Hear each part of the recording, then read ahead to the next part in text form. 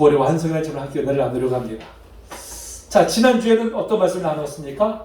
자, 모든 것을 합력해서 선을 이루시는 하나님의 은혜를 우리가 함께 나눴습니다. 자, 다시 한번 우리가 한번 읽어볼까요? 로마서 8장 28절입니다. 자, 시작. 우리가 너희와 하나님을 사랑하는 자, 곧 그의 뜻대로 부르심을 이루는 자들에게는 모든 것이 합력하여 선을 이루느니라. 아멘. 하나님께서는 우리의 연약함이나 실수나 고난, 심지어 우리 죄까지도 합력하셔서 우리를 구원하시고 또한 구원의 완성에 이르게 하여 주십니다.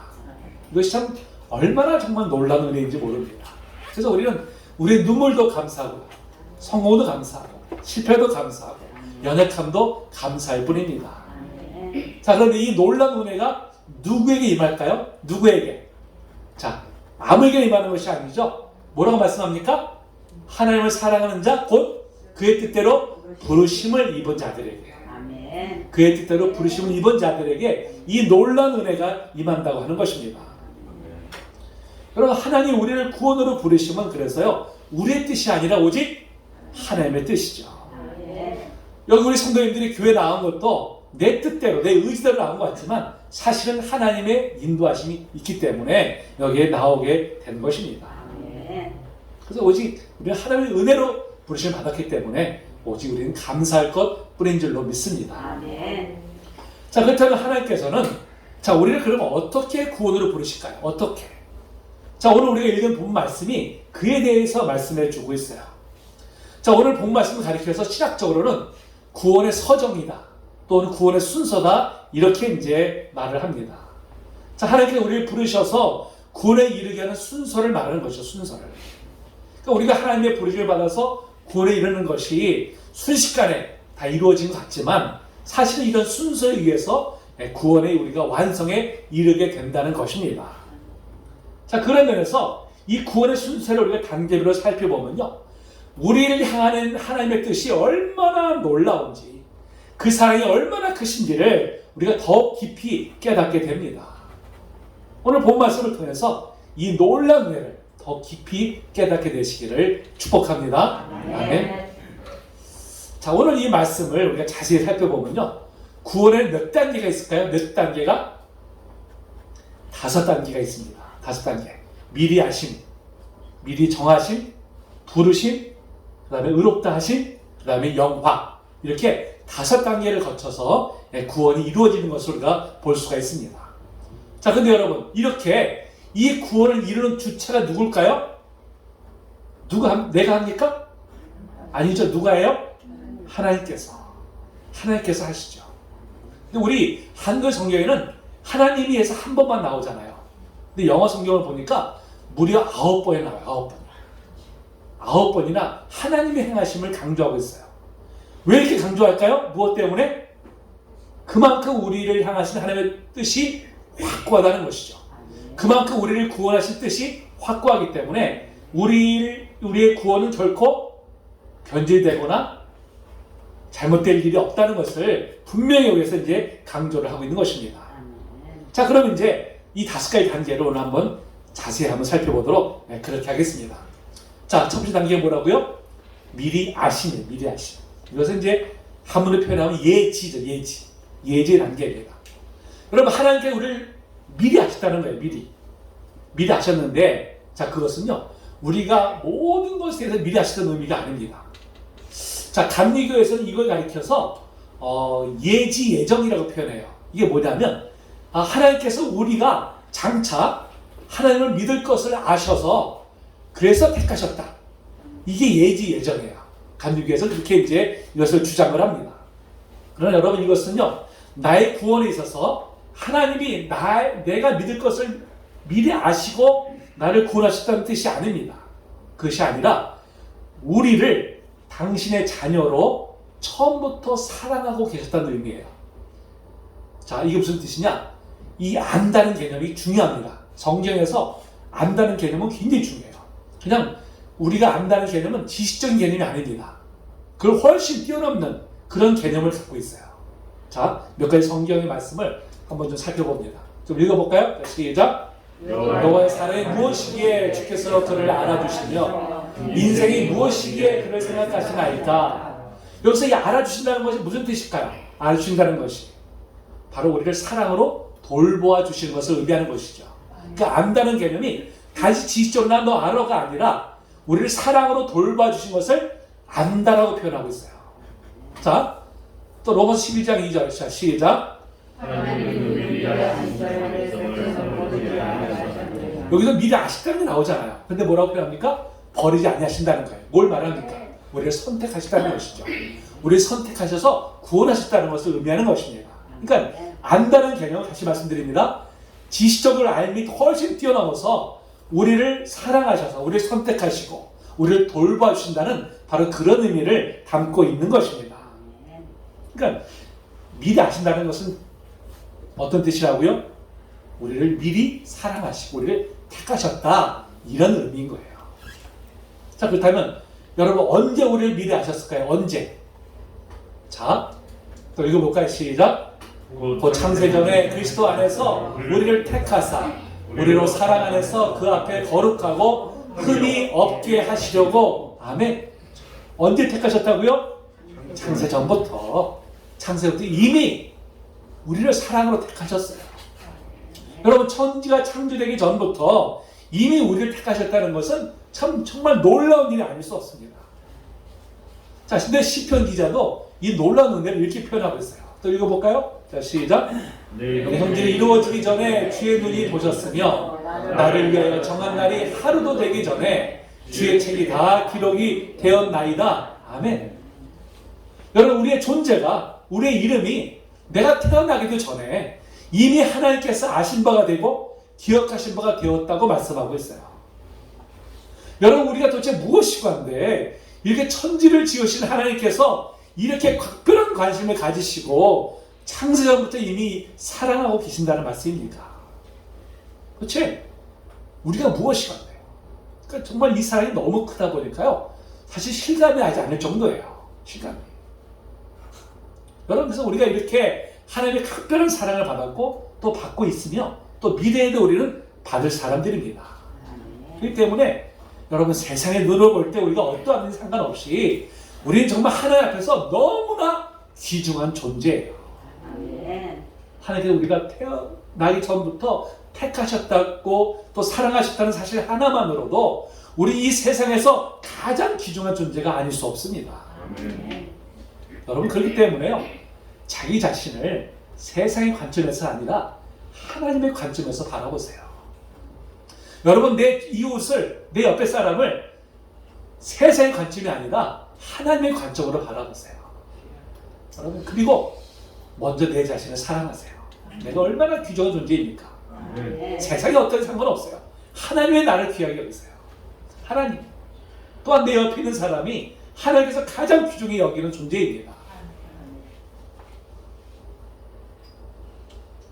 우리 누구나 할 것 없이 세상에서 가장 귀한 존재인 줄로 믿습니다. 아멘. 자, 두 번째 단계가 뭡니까? 그러면 두 번째 단계가 미리 정하심이죠. 바로 예정의 단계이죠. 예정의 단계. 여러분, 미리 정하신다는 것은 뭡니까? 바로 구원하기로 사전에 정하셨다는 뜻이죠. 사전에. 우리를 구원하시면 전적으로 하나님의 사전 선택에 달려 있습니다. 자, 그런데 하나님께서 우리를 선택하셨을 때 무슨 조건이나 기준이 있었을까요? 어떤 조건이나 기준도 없었어요. 우리가 잘나 못나든 선하고 악화를 떠나서 아무 조건 없이 여러분 우리를 택하셨습니다. 사람들은 누구를 좋아해서 결혼할 때 어떻게 합니까? 조건이나 기준이 있잖아요. 조건이나 기준이. 학벌은 어때야 되고, 또 뭐 직장은 어때야 되고, 너 집안은 어때야 되고, 뭐 다 이렇게 기준을 따집니다. 물론 여러분, 이런 조건도 결혼 생활에서 굉장히 중요한 요소예요. 중요한 요소들은. 그러나 어떤 조건보다도 상대방을 진심으로 사랑해서 결혼하는 것, 여러분, 이것이 정말 참 행복이 아닐까요? 이것이. 그런 면에서 하나님이 우리를 택하심에 있어서 어떤 조건이나 기준도 없이 우리를 택하셨다는 것. 이건 뭘 말하는 것입니까? 우리 향한 사랑이 그만큼 무조건적인 사랑이라는 거죠. 무조건적인 사랑. 어떤 조건도 없는 무조건적인 사랑으로 우리를 사랑하신다는 것입니다. 여러분, 하나님께 우리가, 하나님 왜 저와 선자를 택하셨어요? 이렇게 질문한다면 하나님께서 뭐라고 말씀하실까요? 뭐라고? 야, 내가 너를 사랑하는데 야, 무슨 이유가 있겠니? 그냥 내가 너 좋으니까 내가 너를 사랑하는 거야. 그래서 내가 너 선택했어. 여러분 이렇게 대답하지 않으시겠습니까? 그래서 구원은 은혜예요. 은혜라는 것은 무엇입니까? 받을 자격이 없는 사람에게 무조건적으로 베푸는 사랑이 바로 은혜입니다. 우리 쪽에서 아무런 공로가 없음에도 무조건적으로 택하셔서 하나님의 자녀로 삼아주셨어요. 여러분 이 놀라운 사랑, 사실 우리가 이해할 수 있는 것은 결코 아닙니다. 그 이유도 몰라요. 그래서 나중에 천국에서 하나님 배울 때 꼭 물어보세요. 하나님 왜 날 택하셨어요? 나 같은 자를. 뭐라고 말씀하실지 한번 기대해 보시기 바랍니다. 지금은 여러분 우리는요 그냥 그 은혜에 감사할 뿐이죠. 오직 감사할 뿐입니다. 나 같은 죄인은 무조건적으로 택하신 하나님을 사랑해. 감사로 영광 올리시기를 주님 여러분 축복합니다. 자, 이렇게 우리를 구원하기를 미리 예정하셨다는 것을 가르쳐서 신학적으로는 예정론이라고 표현해요. 예정론. 근데 예정론이요 그 의미만큼이나 뜨거운 논쟁거리예요. 논쟁의 대상입니다. 지금도 여전히 논쟁이 진행 중이에요. 그래서 이 예정론에 대해서 좀 짧은 시간이지만 좀 더 깊이 좀 살펴보도록 하겠습니다. 사실 기독교 교리 중에 가장 이해하기 어렵고 가장 난해한 것 중에 하나가 바로 이 예정론입니다. 근데 예정론에 대해서 잘못 이해하는 관점이 바로 뭐냐면요, 운명론적으로 해석하는 거예요. 운명론적으로. 자, 이미 우리의 구원을 하나님께서 이미 다 정해놓으신 것이라는 대전제하에, 자, 구원받기로 예정되어 있는 사람은 구원을 위한 노력을 하지 않아도 어차피 구원을 받을 것이고, 자, 반대로 예정되어 있지 않은 사람은 내가 아무리 발버둥쳐도 구원을 얻지 못하고 지옥의 형벌을 받게 되어 있다. 이렇게 해석하는 것이 이게 운명론적인 해석입니다. 그러다 보니까 어떻게 해요? 어차피 뭐 구원받을 것이야 여기니까 내가 굳이 성화를 위한 노력을 하지 않아. 내가 성화를 위한 노력하지 않아도 어차피 하나님 나 구원하실 텐데 이렇게 생각하지 않겠어요? 그러다 보니까 구원받았다고 하는 성도들 중에서도 삶의 변화가 전혀 이루어지지 않고 있는 그런 사람들이 참 많이 있죠. 또 전도에 대한 열정이 사라져요. 그렇죠? 어차피 내가 전도하나 안 하나 어차피 구원받을 사람은 구원받고 구원받지 못할 사람은 구원받지 못할 텐데 굳이 내가 힘들게 전도할 필요가 뭐가 있어? 이렇게 생각하게 되죠. 그렇다면 여러분, 자, 예정론을 주장했던 바울 사도는 어찌해서 자신의 생명까지 다 내어놓고 그렇게 전도에 온 열정을 다 바쳤을까요? 어찌해서? 그 이유가 무엇일까요? 자, 또 이 예정론은요, 비단 구원에만 한정된 것이 아니라 우리의 모든 활동까지도 다 하나님께서 정해놓으셨기 때문에 자신의 행동에 대한 책임은 하나님께 있다. 이렇게 주장하는 사람들도 있어요. 심지어 예수를 배반한 가룟 유다도 이미 그렇게 하기로 예정되어 있는 것이기 때문에 그에게 예수를 배반할 책임을 물을 수 없다. 이렇게 주장하는 사람들도 있습니다. 이게 바로 예정론을 운명론적으로 해석하는 관점에서 나오는 생각들이에요. 자, 그렇다면 주여, 아버지 죄송합니다.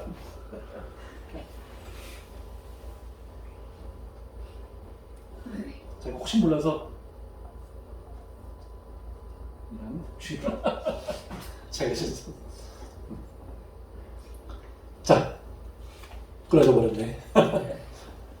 자, 그렇다면 여러분 미리 정하셨다는 예정의 참뜻이 무엇일까요? 참뜻이. 자, 성경에 말씀하는 이 예정은요, 우리의 운명과 전생애가 미리 정해져 있다는 뜻이 결코 아닙니다. 누구는 이미 구원받기로 정해져 있고 누구는 이미 버림받기로 정해졌다는 뜻이 결코 아니라는 것이죠. 2세기 그 초중반에 독일의 칼 바르트라고 하는 아주 유명한 신학자가 있습니다. 그분이 이렇게 예정론에 대해서 이렇게 말했어요. 자, 영원한 하나님의 예정은 예수 그리스도를 통해 인류를 구원으로 선택하시고자 하는 영원한 하나님의 계획이었다. 이렇게 정의를 합니다. 자, 이게 무슨 뜻일까요? 그러니까 하나님의 예정은 우리 한 사람 한 사람 개인들을 누구는 구원하기를 정하고 누구는 버리기를 정하고 했다는 그런 개념이 아니라 바로 예수 그리스도를 통해서 우리를 구원하시기로 예정하셨다는 거예요. 이게 성경에서 말씀하는 예정론이라고 하는 것입니다. 저도 과거에는 사실은 예정에 대해서 제가 배운 것을 사실 운명론적인 해석이 굉장히 강했었어요. 그러다 보니까 저도 그걸 따랐는데 제가 이렇게 성경을 계속 더 깊이 있게 묵상하고 연구하고 또 이제 여러 이제 문헌들을 살펴보면서 제가 내린 그 결론은 바로 이 칼바르트의 견해에 제가 동조를 합니다. 그러니까 성경에 말씀하는 예정론이라는 것은 우리 한 살 한 살에 대해서 미리 다 정해져 놨다는 그런 뜻이 아니라 하나님께서 우리를 예수 그리스도 안에서 우리를 구원하시기로 예정하셨다. 바로 이제 이런 뜻, 이것이 바로 성경에서 말씀하는 참된 예정이다. 저는 이제 그렇게 저는 믿습니다.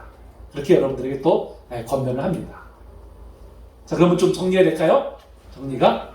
자, 그럼 여러분, 예정과 대치되는 개념이 무엇일까요? 예정과 대치된 개념.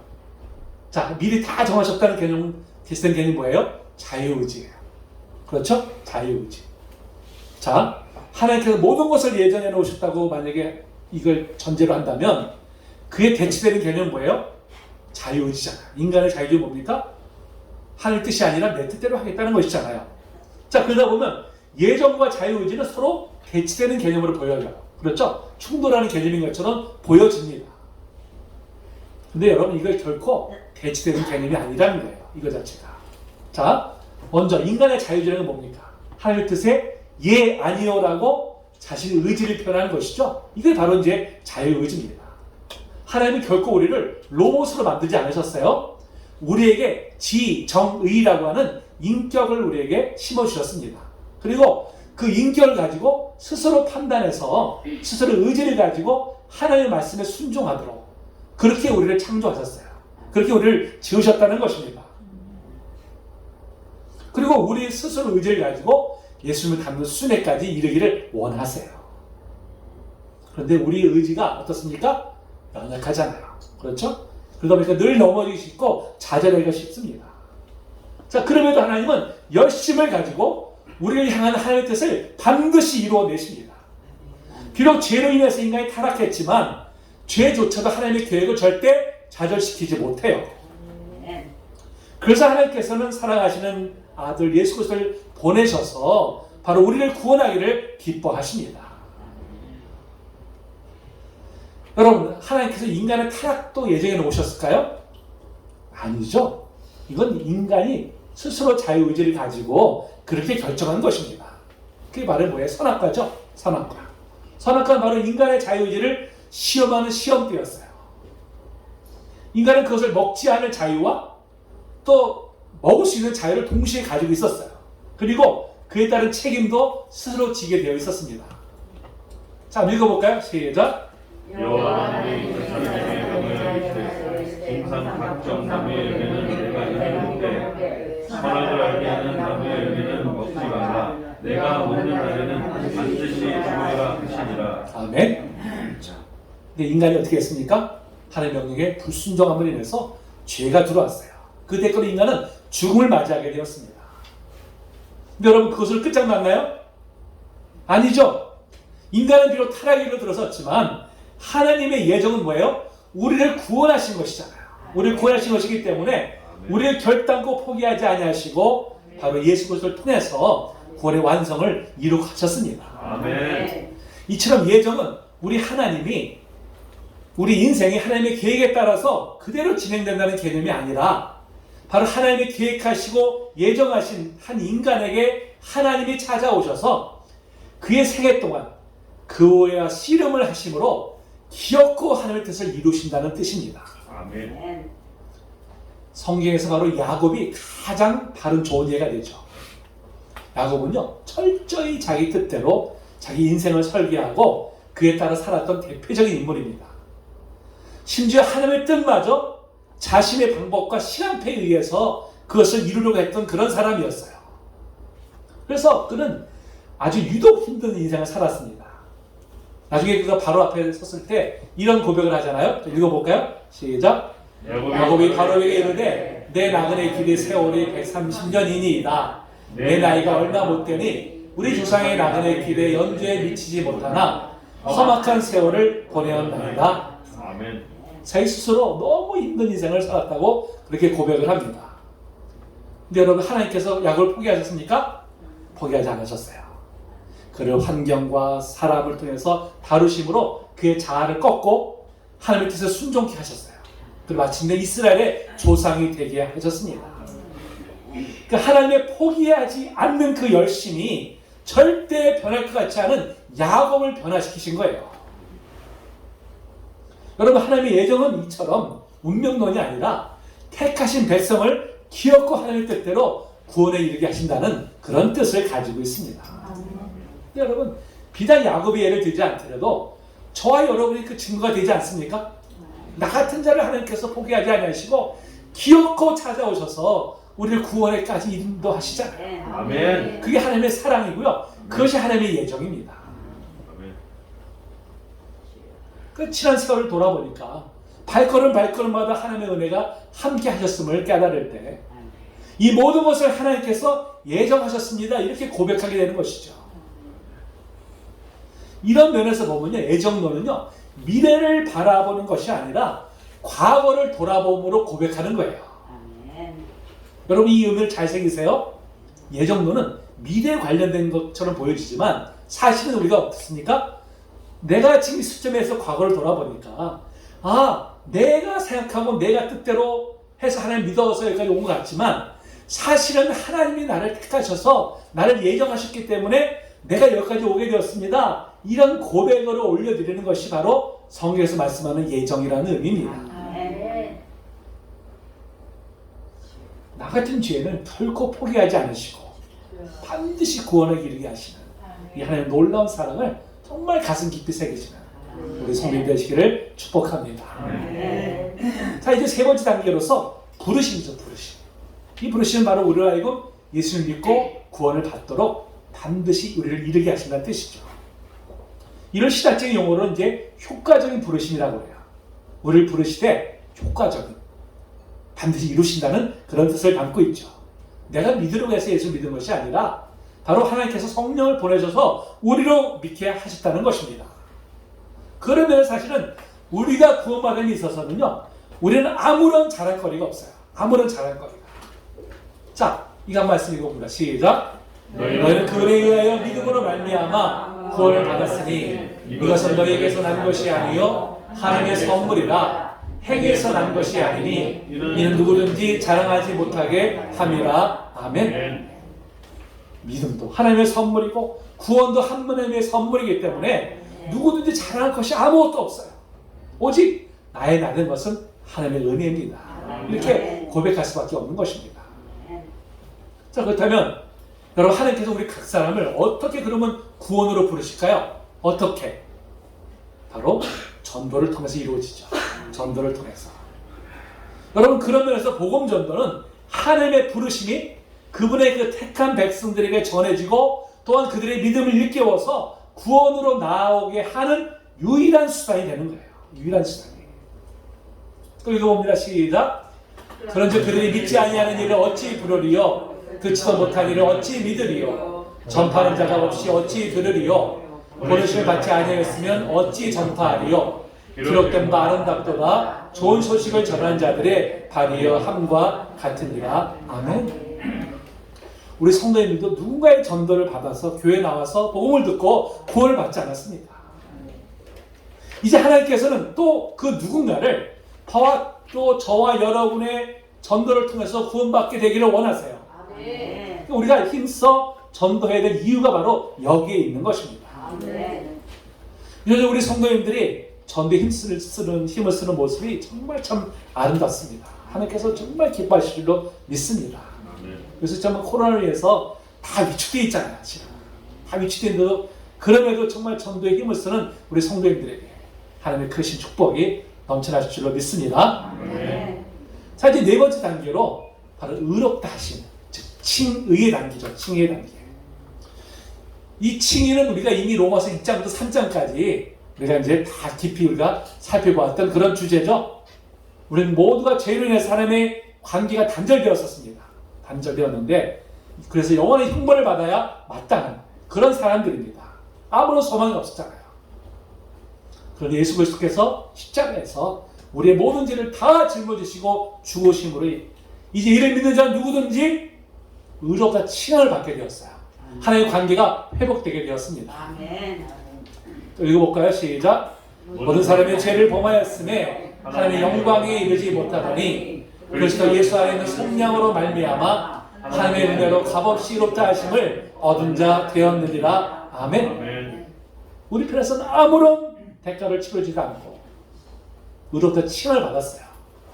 근데 하나님께서는 그 독생자 예수 그리스도를 십자가에 내어주시는 크나큰 희생을 치르셨습니다. 그때 여러분, 우리의 존재값은요, 우리의 생명값은 누굽니까? 예수 그리스도예요. 아멘. 우리가 그만큼 귀한 존재예요. 하나님께서 그 아들을 희생하시면서까지 우리를 구원하신, 우리가 얼마나 참 귀중한 존재인지 모릅니다. 나 같은 자를 이렇게 귀하게 여겨주시는 하나님의 은혜가 참 놀라울 뿐이죠. 자, 이제 마지막 단계로서 바로 영화롭게 하심, 바로 영화의 단계입니다. 그럼 우리가 값없이 의롭다 칭을 받고 하나님의 자녀가 되었지만 그것으로 구원의 완성이 이런 것은 결코 아닙니다. 이거 우리가 분명히 알아야 돼요. 자, 그러면 하나님의 뜻은 무엇입니까? 바로 우리로 하여금 그리스도에게까지 성장하는 것이에요. 그분을 닮는 것입니다. 아멘. 자, 또 읽어봅니다. 시작. 오직 사랑에서 참된 것을 하여 범사의 뒤에까지 자랄지라. 그는 머리니 곧 그리스도라. 아멘. 우리가 어디까지 자라야 된다고요? 그리스도에게까지. 그리스도를 닮는 데까지 우리가 자라나야 한다는 것입니다. 오늘 본문의 29절에서도 보니까요, 미리 아신 자들을 그 아들의 형상을 본받게 하기 위하여 라고 말씀하고 있어요. 여러분, 우리를 미리 아시고 예정하시고 부르시고 의롭다 칭함을 하신 목적이 무엇이라고요? 그 목적이 우리로 하여금 예수 그리스도를 닮음으로 바로 잃어버렸던 하나님의 형상을 회복하기 위함이라고 말씀하고 있어요. 여러분, 하나님의 형상을 완전히 회복되는 것을 가리켜서 성경은 영화라고 말씀합니다. 영화. 그때 우리 모두가 다 영화의 단계까지 나아가도록 우리가 힘을 써야 돼요. 결코 우리가 의롭다 칭을 받는 것으로 구원의 완성이 이루어진 것이 아니라는 말씀입니다. 그래도 오늘날 수많은 그리스도인들이 이를 잘못 해석해서 예수 그리스도를 믿는다고 고백만 하면 구원이 완성된 것으로 오해를 하고 있어요. 이로 해서 정작 삶에서 그리스도의 닮아가는 모습은 나타나지 않고 도저히 믿지 않는 사람보다도 못한 그런 부끄러운 모습을 보여줄 때가 얼마나 많은지 모릅니다. 예수 믿은 지 오래되고 교회에서 직분을 맡았음에도 불구하고 전혀 성화되지 않은 사람들이 부지기수인 것이 원래 한국교회의 부끄러운 자화상이에요. 여러분, 저 같은 목사나 장로나 권사도 예외가 아닙니다. 직분 받았다고 성화된 것이 아니에요. 우리가 힘을 써야 되죠. 노력을 해야 되는 것입니다. 저는 이 모든 것이 바로 이 구원에 대한 교리를 우리가 잘못 이해한 결과이다 라고 분명히 말씀드릴 수 있습니다.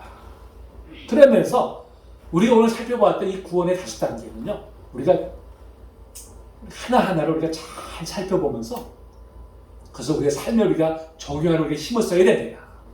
그럴 때 우리가 구원의 완성에 이르게 되는 것입니다. 자, 근데 우리가 이 땅에 사는 동안 이 성화의 과정을 우리가 거치지만요, 영화에까지 완전히 이르지는 못해요. 완전히.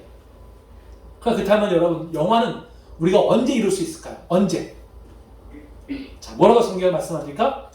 또 읽어볼까요? 시작. 사랑하는 자들아, 우리가 지금은 하나님의 자녀라. 장래에 어떻게 될지는 아직 나타나지 아니하였으나 그가 나타나시면 우리가 그와 같을 줄을 아는 것은 그의 참모습 그대로 볼 것이기 때문이니. 아멘. 뭐라고 말씀합니까? 그가 나타나시면. 언제? 주님이 재림하실 때. 그와 같을 줄 아는 것이 무엇입니까? 그게 바로 영화예요. 영화. 그러니까 우리가 영화롭게 변화되는 것은 주님이 재림하실 때, 그때 비로소 이제 이루어진다고 하는 것입니다. 그러면 여기서 되는 대로 살다가 주님이 재림하시면 그때 내 영화롭게 변화되면 되겠네? 이게 맞을까요? 아니죠. 그 다음에 뭐라고 말씀하는지 보실까요? 자, 시작. 주를 향하여 이 소망을 가진 자마다 그의 깨끗하심과 같이 자기를 깨끗하게 하느니라. 아멘. 이 소망이 뭐예요? 영화롭게 변화돼서 완전한 구원에 이르게 되는 것을 말합니다. 이 소망을 가진 자마다 어떻게 한다고요? 자기를 깨끗하게 하기를 힘쓴다는 거예요. 성화의 과정을 한다는 것입니다. 우리 성도님은 장차 영화롭게 변화될 것에 소망을 가지고 계십니까? 네. 아멘. 그렇다면 여러분 죄를 멀리하고 거룩한 삶을 더욱더 추구하시기를 축복합니다. 네. 그런 삶을 추구할 때 성령께서 우리를 도와주세요. 성령께서 우리를 도와주셔서 우리로 하여금 예수 그리스도를 닮도록 그에까지 자라도록 우리를 인도해 주실 줄로 분명히 믿습니다. 자, 지금까지 이렇게 구원의 5단계 우리가 살펴보았습니다. 근데 참 의아하게도요, 이 5단계가 헬러 어문을 보니까 다 과거 동사가 되어 있어요. 아셨다, 정하셨다, 부르셨다, 의롭게 하셨다, 영어롭게 하셨다. 다 과거 동사예요. 이게 왜 의아한 일일까요? 자, 앞에 4가지는 분명히 과거에 일어난 일이지만 영어롭게 된다는 건 무엇입니까? 미래에 일어날 일이잖아요. 그런데도 그것을 마치 입이 이루어진 것처럼 과거 동사를 쓰고 있어요. 이거 왜 그럴까요? 네? 해주실 것이기 때문에. 아멘. 그렇죠. 이게 그 미래적 과거 시제라는 건데요. 헬라어는 독특한 그 문법이 있어요. 그래서 미래에 일어날 일이지만 이게 아주 그냥 완전히 확실하게 일어날 것이다 하는 것을 강조하기 위해서 마치 과거에 일어난 일인 것처럼 그렇게 표현하는 방식이에요. 바로 지금 그렇게 표현한 거예요. 그럼 하나님께서 모든 단계를 친히 주관하시기 때문에 그만큼 뭐예요? 확실하게 이루어진다는 것이죠. 여러분, 하나님이 뜻하시는데 누가 막겠어요? 그렇죠? 하나님 우리를 사랑하시고 우리를 구원하시겠다는데 누가 막을 자가 어디 있겠습니까? 하나님이 신실하시기 때문에 우리를 향하신 뜻을 결코 변개하신 법이 없어요. 바꾸신 법이 없습니다. 하나님이 열심으로요, 반드시 저와 여러분 모두를 다 구원의 완성에까지 이르게 하실 줄로 분명히 믿습니다. 때때로 우리가 실족을 해도요, 때때로 우리가 넘어져도요, 하나님 우리가 어디 있든지 기어코 찾아오세요. 기어코 찾아오셔서 반드시 우리를 어떻게 해요? 구원의 완성의 그 대열에까지 우리를 인도해 주십니다. 그것이 하나님의 사랑이에요. 여러분, 그런 사랑을 받은 저와 여러분들입니다. 여러분, 이렇게 미리 아시고 미리 예정하시고 구원으로 부르시고 값없다 의롭다함을 칭하 주시고 그리고 우리를 영화롭게 변화시켜 주시는 이 놀라운 하나님의 구원의 단계 속에서 그 바탕에 무엇이 있습니까? 바탕에 바로 우리를 향한 하나님의 사랑이 있어요. 하나님의 사랑이 아무런 조건 없이 무조건적인 사랑으로 우리를 사랑하시는 하나님의 사랑이 그 바탕에 있습니다. 여러분, 나 같은 죄인이 무엇이간데 이토록 사랑하시는지, 이렇게 하나님의 사랑을 받는 우리들이야말로 여러분 가장 행복한 사람들이 아닙니까? 아멘. 우리를 그 크신 사랑을 택하셔서 구원의 완성에 이르게 하시네. 그 주님께 정말 감사로 영광 올려드리시는 저희들 되시기를 주님의 이름으로 축복합니다. 아멘.